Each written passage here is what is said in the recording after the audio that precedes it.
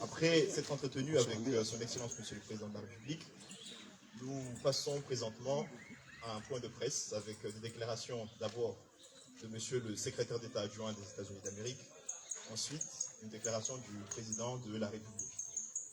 Nous prendrons ensuite 4 questions, 2 questions pour le Secrétaire d'État et 2 questions pour le Président de la République. Suite à quoi nous passerons à une séance de photo de famille et à une petite pause carrée. Merci beaucoup. À vous, Monsieur le Secrétaire d'État.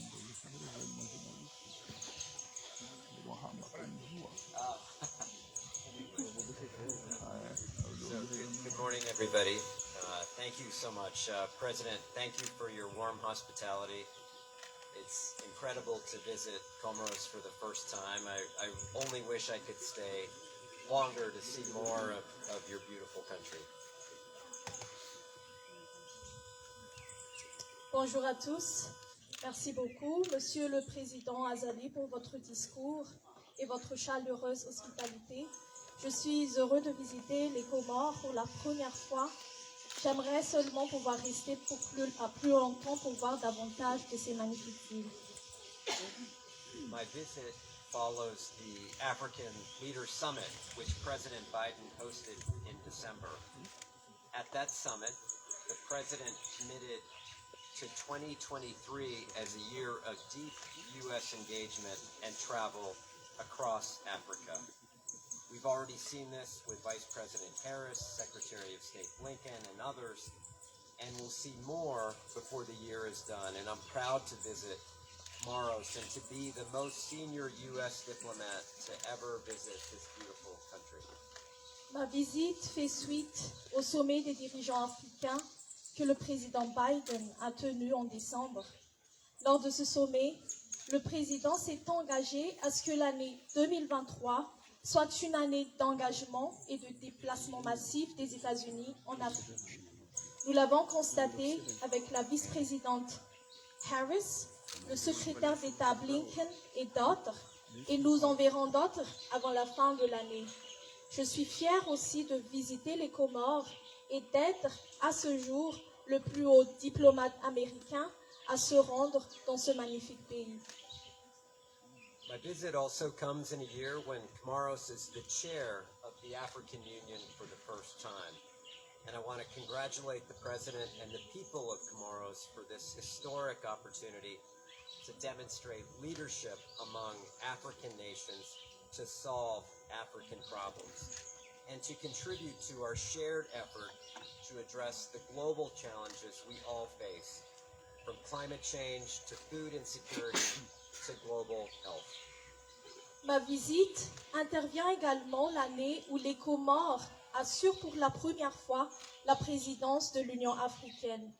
Je tiens à féliciter Monsieur le Président et le peuple comorien pour cette occasion historique de faire preuve de leadership parmi les nations africaines pour résoudre les problèmes africains et de contribuer à notre effort commun pour relever les défis mondiaux auxquels nous sommes tous confrontés, du changement climatique à l'insécurité alimentaire, en passant par la santé mondiale.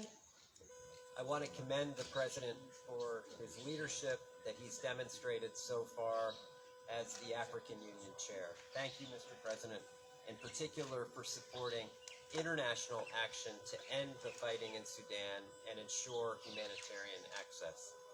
Je tiens à féliciter son Excellence, Monsieur le Président, pour le leadership dont il a fait preuve jusqu'à présent en tant que président de l'Union africaine. Je vous remercie, Monsieur le Président, en particulier pour votre soutien à l'action internationale visant à mettre fin au conflit au Soudan et à agrandir l'accès à l'aide humanitaire. I have traveled all the way to Moroni to deliver a simple message on behalf of President Biden, Vice President Harris, Secretary Blinken, and the American people to the Comoros people. We value and intend to deepen our relationship with Comoros. J'ai fait tout ce chemin jusqu'à Moroni pour délivrer un message simple au nom du président Biden, de la vice-présidente Harris, du secrétaire d'État Blinken et du peuple américain au peuple comorien. Nous apprécions et nous avons l'intention d'approfondir nos relations avec les Comores. In the past 2 years, our bilateral relationship has made tremendous progress. We will further expand our relationship in 5 key areas: development assistance, democracy and governance, security cooperation, economic and commercial ties, and people-to-people ties. Au cours des 2 dernières années, nos relations bilatérales ont fait d'énormes progrès. Nous continuerons à développer nos relations dans 5 domaines clés: l'aide au développement, la démocratie et la gouvernance, la coopération en matière de sécurité, les liens économiques et commerciaux et les liens entre nos peuples. Let me start first with development assistance. Today, I am pleased to announce that we plan to provide $5 million for Comoros in development assistance to support food security, energy, and workforce development. This funding will make a real difference in the lives of ordinary citizens. Permettez-moi de commencer par l'aide au développement. Aujourd'hui, j'ai le plaisir d'annoncer que, en collaboration avec le Congrès américain, nous prévoyons d'accorder aux Comores une aide au développement de 5 millions de dollars pour soutenir la sécurité alimentaire, l'énergie et le développement des ressources humaines. Ce financement fera une réelle différence dans la vie des citoyens comoriens ordinaires. Second, we will partner on efforts to promote democracy, good governance, and human rights. That is why, in preparation for your 2024 elections, we plan to provide $600,000 to support civic education. This will help the people of Comoros understand their rights and obligations to bolster democracy. Deuxièmement, nous nous associerons aux efforts visant à promouvoir la démocratie, la bonne gouvernance et les droits de l'homme.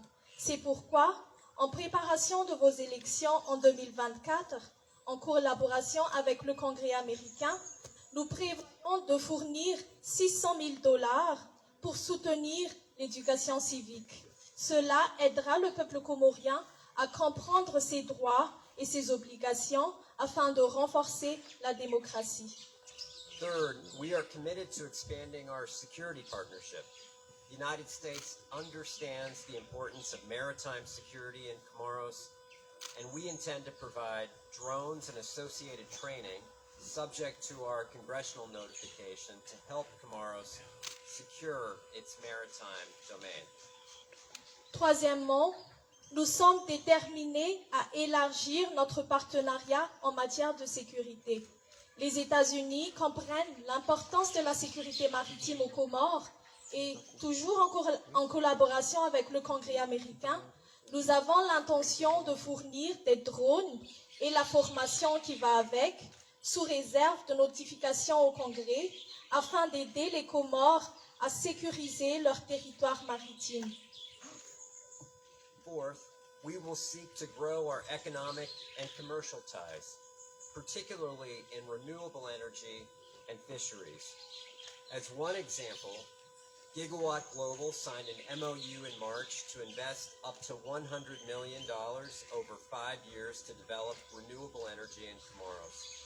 And I am pleased to announce that the U.S. government's Power Africa initiative will support Comoros in its efforts to expand clean energy availability through technical support, including transaction advisory services.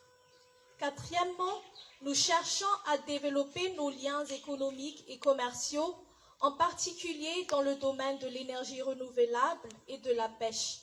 À titre d'exemple, Gigawatt Global a signé un protocole d'accord en mars pour investir jusqu'à $100 millions sur 5 ans afin de développer les énergies renouvelables aux Comores.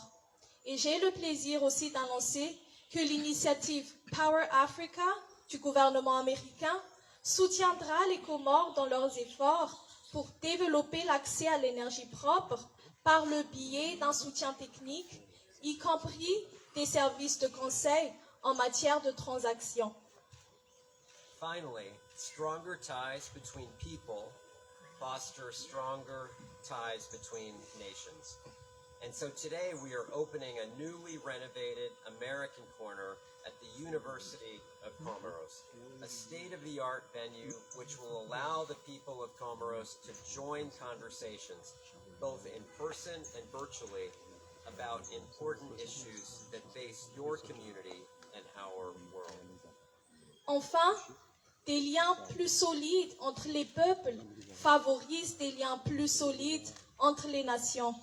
Aujourd'hui, nous inaugurons un American Corner récemment rénové à l'Université des Comores, un lieu ultramoderne qui permettra aux Comoriens de participer à des conversations, que ce soit en personne ou virtuelles, sur des questions importantes auxquelles votre communauté et notre monde sont confrontés. Thank you again, Mr. President. Thank you for welcoming our delegation so warmly, and I look forward to working with you in the weeks and months ahead. Encore une fois, je vous remercie, Monsieur le Président, de votre accueil chaleureux de la délégation et je me réjouis déjà d'une ample collaboration avec vous. À présent, Monsieur le Président, je vous donnerai la parole et vous pourrez faire votre déclaration continuellement. La traduction sera en simultané. Merci. Ok. Permettez-moi aussi de vous remercier de cette visite beaucoup plus importante et surtout à ce moment un peu particulier. On vit des moments particuliers où la collaboration est plus que nécessaire. Les États-Unis et les Comoriens, les États-Unis et les Comores ont eu toujours de très bonnes relations. Je me souviens qu'à un moment, il y avait une ambassade des États-Unis ici, mais bon, pour des raisons souveraines. Donc, cette ambassade a été transférée à Madagascar, mais notre souhait le plus ardent, j'en ai discuté avec le secrétaire d'État américain, c'est qu'on ait une ambassade des États-Unis à Moroni pour pouvoir discuter directement, améliorer ces relations et aller de l'avant par rapport aux défis que nous avons tous à relever à ce moment précis. Donc cette visite que M. Richard est en train de faire dans la région des Indiens, Maurice, Comores de Seychelles, elle est très importante.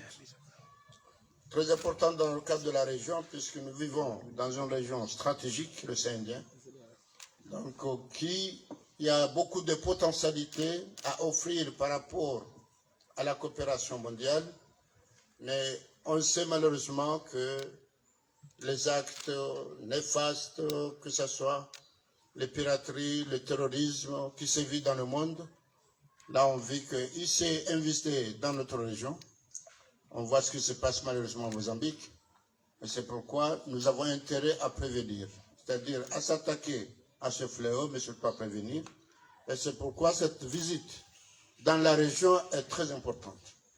Donc nous remercions le président Biden de cette initiative et nous rassurer de notre coopération d'une façon pérenne pour pouvoir la capitaliser au profit bien sûr de la région, des pays de la région. Mais nous aussi, nous avons une relation bilatérale qu'on doit approfondir dans l'intérêt du pays. Et merci beaucoup des annonces faites ici dans le cadre de renforcement de cette coopération.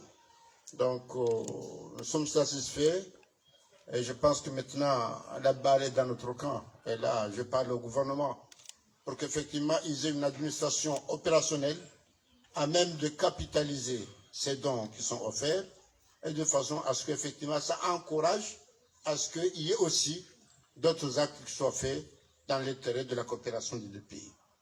Donc, dernièrement, j'étais à Hiroshima dans le cadre du G7, invité comme président de la conférence de l'Union africaine, mais aussi j'en ai profité pour parler aussi du bilatéral Parce que si je n'étais pas président des Comores, je ne peux pas être président de l'Union africaine. Donc j'ai parlé avec le président Biden, on a bien approfondi, que ce soit les relations multilatérales, le multilatéralisme, parce qu'effectivement, à cette occasion-là, le G7 s'est prononcé pour que l'Union africaine soit membre permanent du G20. Donc j'espère que le prochain sommet qui sera tenu en Inde en cette année, bon, l'Afrique sera considérée comme membre permanent du G20. Donc on a discuté de ce problème-là, pourquoi pas aussi du problème du Conseil de sécurité, où l'Afrique a besoin d'avoir une voix ou deux voix, trois voix. Mais effectivement, dans le cadre du multilatéralisme et des ambitions que les Africains nous avons par rapport au monde, ou bien les potentialités que nous avons, fort heureusement maintenant, on a compris que l'Afrique doit avoir à sa place qu'elle mérite, d'avoir son mot à dire. Et là, on est en train de plaider aussi pour qu'on puisse être membre du Conseil de sécurité. Donc, dans le cadre de l'Union africaine, comme président de l'Union africaine, donc on a adopté comme thème l'accélération de la zone de libre-échange contre-africain. C'est quand même une très belle ambition, à même de faire en sorte que l'Afrique puisse être autonome dans tous les domaines, que ce soit autonome alimentaire ou sanitaire.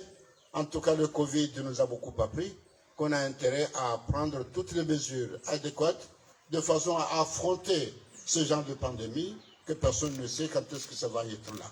Donc la ZLECAf, c'est une très belle ambition de l'Afrique. Et moi, j'ai comme mission cette année de l'accélérer. Et de ce côté-là aussi, j'en ai parlé avec le président Biden, comment les États-Unis peuvent aussi appuyer cette ZLECAf, mais aussi avec monsieur l'invité qu'on a ici, on a parlé sur la coopération comorienne des États-Unis pour appuyer surtout le secteur privé.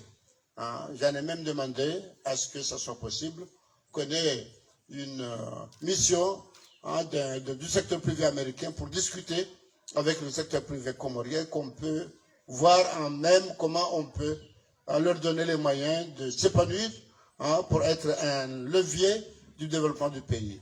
Bon, fort heureusement ici, nous avons un accord entre le secteur privé qu'on discute, mais on veut un appui pour pouvoir arriver, puisqu'on sait que le secteur privé, ça c'est le cœur du développement, donc il faut aussi l'appuyer et puis aussi faire en sorte qu'il soit opérationnel. Et là, justement, il y a une aide qui a été prévue dans ce cadre-là, de l'éducation civique. Est-ce que là, dans ce cadre-là, on va inclure le secteur privé? Donc la société civile, dans le cadre de l'éducation civique, c'est-à-dire les élections qui vont avoir lieu, qu'on a l'habitude, enfin, on a les élections, parce que la démocratie, c'est les élections. On est en train de s'atteler à ce genre d'opération électorale. Donc on voudrait que ce soit des élections libres et sereines, souveraines, à même aussi de donner une meilleure vie du pays par rapport à l'extérieur. Bon, c'est vrai, on a beaucoup à faire, mais sans prétention aucune, on pense qu'on est quand même dans la voie. Parce que ça fait plus de 20 ans, on a des alternances politiques qui se font dans un cadre constitutionnel, alors que malheureusement, on voit ce qui se passe en Afrique de l'Ouest, des changements anticonstitutionnels. Et j'espère qu'on a tourné cette page-là. Que depuis 2002, 2006, 2011, 2016, 2019, prochainement 2024, ce sera des alternances politiques constitutionnelles. Et aussi, ici, on peut se vanter que c'est une alternance qui ne se fait pas de pouvoir à pouvoir, mais ça se fait de moi de pouvoir à opposition. Moi, en 2006, j'avais le pouvoir, j'étais battu. En 2006, j'étais opposant, j'ai battu le pouvoir. Donc, ça peut dire que les Comores, on est dans la bonne voie.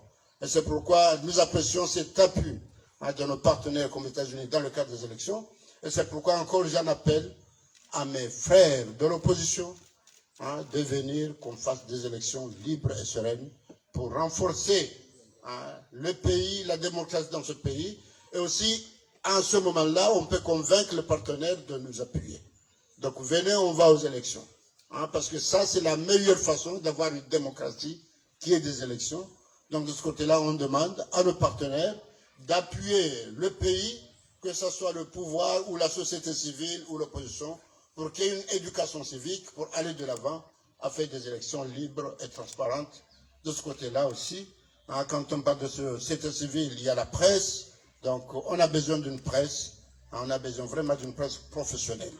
Effectivement, on en a demandé que par rapport à ce montant qui sera investi dans le cadre de l'éducation civique. On inclut la presse pour qu'on ait des journalistes professionnels qui à même de s'atteler à leur devoir, effectivement, mais au moins que la presse ait la liberté de faire son travail comme il se doit. Bon, en tout cas, ici jusqu'alors, bon, on dira tout ce qu'on voudra, mais la presse, elle est libre pour faire son travail, mais on veut effectivement qu'il soit une presse professionnelle. Il y en a des professionnels, bien sûr, fort heureusement, mais les autres doivent avoir une formation adéquate pour pouvoir s'atteler à leur mission. Par rapport au problème de la sécurité, donc c'est un problème maintenant qui se pose et qu'on doit s'atteler parce que tout le monde sait qu'il n'y aura pas de développement sans sécurité. Donc maintenant on vit de l'insécurité de tout genre, que ce soit les changements constitutionnels ou les guerres intra-États ou inter-États ou le terrorisme. Donc je pense que effectivement ça doit nous atteler, ça doit nous apprendre à même de prendre nos responsabilités pour essayer de prévenir, de façon à ce que, bon, un pays comme les Comores, un territoire réduit avec des personnes réduites, donc de ce côté-là, on a intérêt à prévenir, à la guerre. Parce que si on voit ce qui se passe en Russie, l'Ukraine a su résister, ça fait 2 ans qu'il résiste. Mais il en avait les moyens.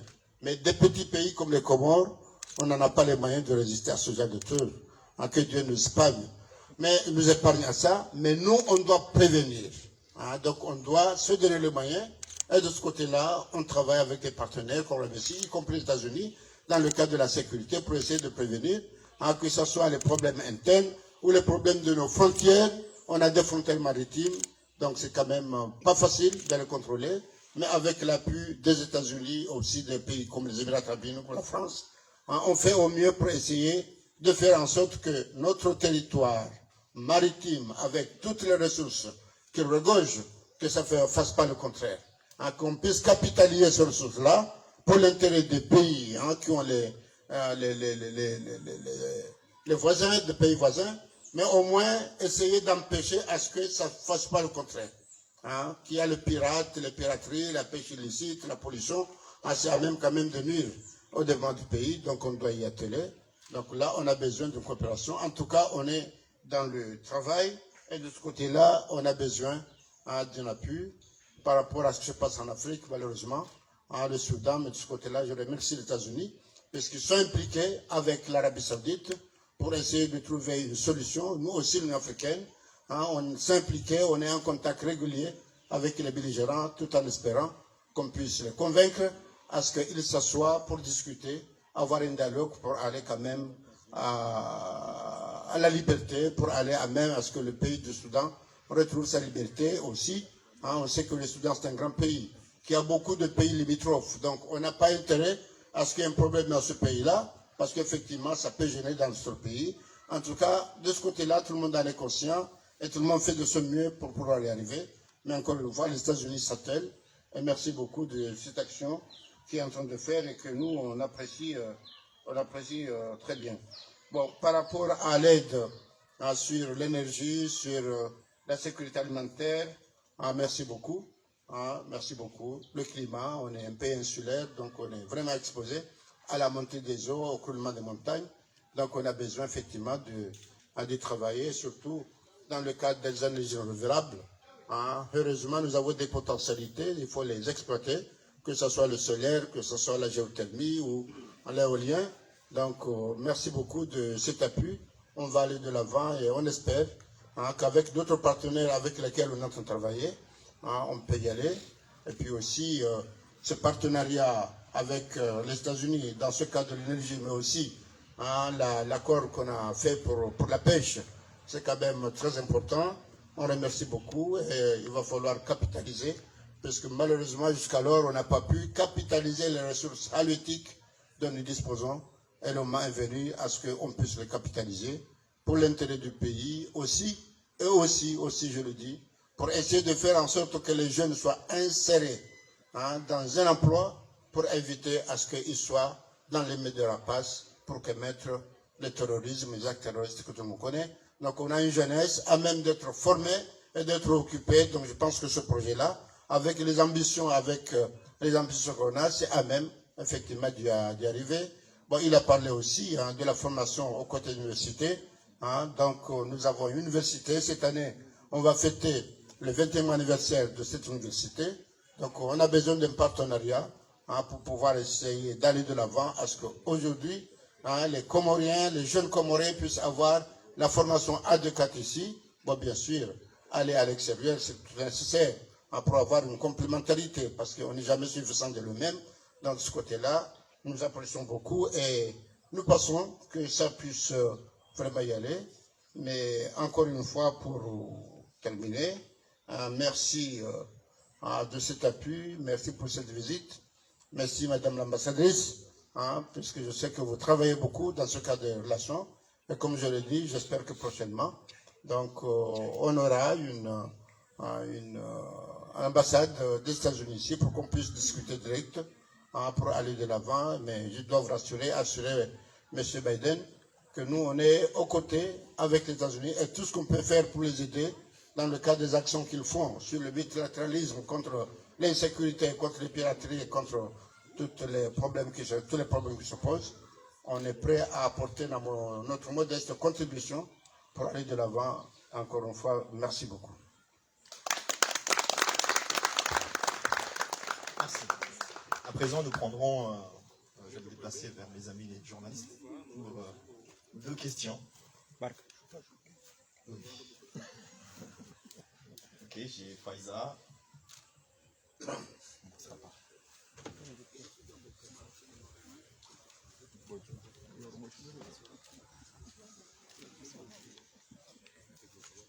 Bonjour, Monsieur le Secrétaire d'État. Bonjour, Monsieur Azalia Soumani. Alors, j'avais 2 questions à poser au Secrétaire d'État américain. La première est relative à la presse.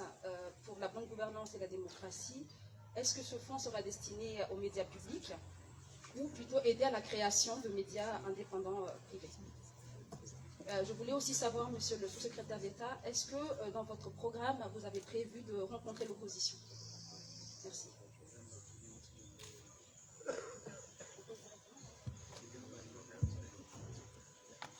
Thank you for the question. Look, I think the subject of democracy promotion and strengthening democracy is very important. It's also part of our shared values between our 2 countries. Le sujet sur la démocratie et le renforcement de la démocratie est très important et je pense que c'est l'un des valeurs que nous partageons, que nos 2 pays partagent. The program that we've announced today is about civic education and about elections specifically and how to participate in the elections and why elections are so important for citizen participation. Alors, le projet que nous venons d'annoncer se focalisera sur l'éducation civique à vue l'approche des élections. C'est afin d'aider la population à comprendre qu'est-ce que c'est l'élection et quels sont les droits des électeurs. And hopefully this is just the beginning of our work in this field of democracy, which includes so many other areas. As you mentioned, the importance of a free press, strong civil society, an active electorate. Those are all key components of our democracy work around the world. Et je tiens à vous dire que ce sera juste un début, c'est juste un domaine dans le large domaine de la démocratie. Vous avez mentionné tout à l'heure d'une presse libre et une société civile très forte, donc on va pouvoir élargir, mais ce n'est qu'un début pour l'instant. And I don't think we're meeting with any of the opposition officials today, but it really is more because of my schedule and the fact that we are here for such a short time. But I look forward to coming back and continuing to work on these programs in much greater detail. And I think today, again, it's a very exciting announcement, not just only in democracy, but in our other areas, in environment and energy and so much more. Alors, je ne pense pas qu'on aura le temps de rencontrer les oppositions pour aujourd'hui. Et cela est dû à notre emploi du temps qui est très serré. Aujourd'hui, nous nous sommes focalisés sur les annonces, pas seulement sur la démocratie, mais nous avons fait des annonces en matière de projets sur l'environnement, l'énergie renouvelable. Mais je pense que pour une prochaine visite, on pourra discuter de plus amples détails.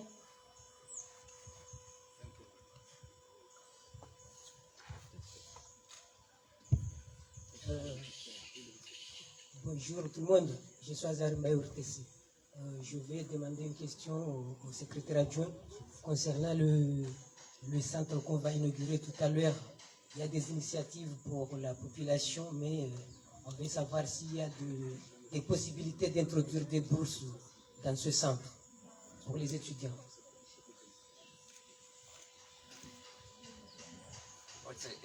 Is he talking about scholarships to the United States? So look, one of the great things about the State Department is that we run a range of fellowship opportunities, study opportunities, partnership opportunities.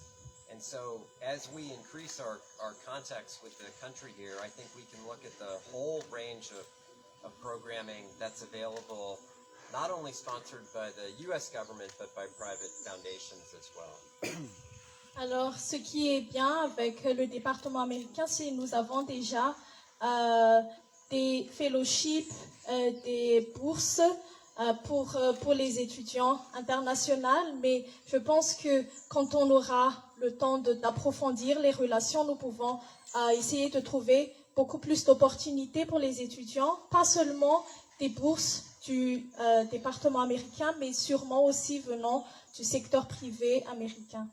We have a whole bureau in the State Department that focuses on these kinds of exchange programs, and what this creates is a long-standing partnership where we have lifetime partners and colleagues that we can work with in a very strong alumni network throughout Africa and the world. Au département d'État américain, nous avons un bureau spécifique qui se concentre juste sur les opportunités d'échange aux États-Unis et les avantages, c'est que nous avons des partenaires à vie, nous avons des amis de partout et nous pouvons aussi améliorer les relations entre les deux peuples. I will tell you personally, my father was the recipient of a Ford Foundation Fellowship in 1963 to go from India to the United States. 50 years later, his son went back as the U.S. ambassador, so it's a good story. Alors, à titre d'exemple, mon père, il a reçu le Ford Foundation Fellowship. On lui a envoyé aux États-Unis pour des échanges. Et 50 ans plus tard, il est devenu un ambassadeur américain. Merci beaucoup. Et nous prendrons une question encore pour le président.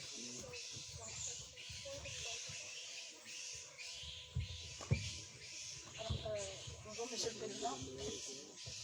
Dans votre discours, vous avez fait un appel à l'opposition pour qu'elle prenne part aux élections. L'opposition demande une sécurisation des élections via la représentativité des leurs dans toutes les instances électorales et que l'armée soit dans les casernes le jour des élections. Est-ce que vous seriez prêt à accepter ces requêtes? Merci. Ah oui, une autre question sur Wang Bouchou. Est-ce que vous en avez parlé avec le secrétaire d'État? Merci.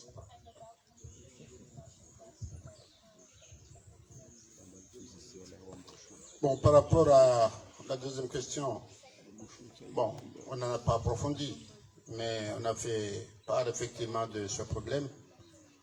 J'ai même dit que les États-Unis étant un pays ami à la France, un pays ami à nous, donc à un moment donné, il faudrait qu'on le demande pour qu'il soit médiateur. Bon, mais la mission d'aujourd'hui est particulière. Bon, on en a parlé, mais on n'a pas approfondi. Par rapport au problème des élections, là on en a parlé. On a parlé ensemble et effectivement il a compris qu'il doit nous appuyer pour aller de l'avant. Comme je l'ai dit, donc, sans prétention aucune. Donc ça fait 20 ans qu'on est quand même à des changements qui se font d'une façon constitutionnelle, contrairement à d'autres parts où ça se passe d'une façon anticonstitutionnelle. Donc effectivement, il y a beaucoup à faire. On a fait un trajet, il faut améliorer. Mais je pense que l'histoire montre que 20 ans, depuis 20 ans, on fait des alternances politiques d'une façon pacifique, d'une façon constitutionnelle, en opposition au pouvoir, mais ce n'est pas au pouvoir à pouvoir. C'est quand même un bilan qu'on doit être fier pour approfondir. Et c'est pourquoi je demande à mes frères de l'opposition de venir nous atteler, parce qu'on voudrait ce système pour arriver au pouvoir par des élections. Mais si on empêche des élections d'être faites, ce n'est pas de la démocratie. La démocratie, c'est demander à ce que les élections soient faites d'une façon transparente et libre, et qu'ensemble, quand je dis ensemble, nous, le pouvoir et la société civile, chacun prend sa part, chacun donne sa contribution pour aller de l'avant. Donc, vous avez parlé de la sécurité, effectivement, rassurez-vous, on va discuter avec les observateurs qui vont venir, comme ça se fait à chaque fois, pour voir la sécurité. Comment on peut faire qu'il y ait une sécurité qui soit efficace, mais qui soit discrète. Je suis d'accord avec vous, que ce n'est pas la peine que dans les rues, on voit les militaires qui bougent comme ça. Mais encore la sécurité, nous, les politiciens, on doit l'assurer. On doit être sûr que lorsqu'il y a des élections aux urnes, il n'y a pas de gens du pouvoir ou d'opposition qui viennent boycotter. Si nous, cette responsabilité-là, on l'assume, je pense que les militaires, ils seront dans leur camp. Et puis, ils vont être appelés en cas de besoin, parce que ça arrive. Mais de ce côté-là, je vous rassure, que venez ensemble, on va discuter pour voir comment on peut sécuriser ces élections sans pour autant qu'il y ait des militaires qui soient dans les urnes. Ça, de ce côté-là, je suis d'accord. Mais voyons ensemble comment on fait. Et là, on va demander aussi l'appui de la communauté internationale, comme ça se fait d'abord. Comme ça se fait, comment ils peuvent nous appuyer pour aller de l'avant. Je suis confiant qu'il y a des gens de l'opposition qui sont venus, on a discuté, mais je demande à ceux qui sont réticents de poser leurs problèmes, on va les voir ensemble, mais le pays a intérêt à ce que ces élections-là se passent d'une façon libre et transparente pour que le programme que nous avons de l'émergence de notre pays d'ici 2030, on puisse convaincre nos partenaires bi- et multilatéraux de venir nous accompagner. Merci beaucoup.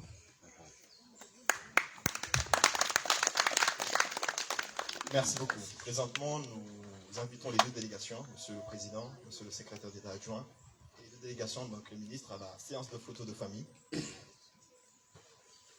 S'il vous plaît. Merci. Mstamili Tanzania madalika wa mwanao wa Muhammad Dawla Baiti Salama mwanzishi dawla wa nchi ya Marekani akaonana na rais wa dawla kama Rais Azadi Asumani na baada ya omonano hao wajimiza monano hao no watangazaji walieleza declaration wazifanya au hata mpaka ndani gajochi ataliki kabisa mapicha tunaona hono Baiti Salama rendez-vous jalla wa iza jirunani harma picha ya saya ho hanta rabbil alamin iza jamana zalipia salam. Wassalamu alaikum wa rahmatullahi ta'ala wa barakatuh.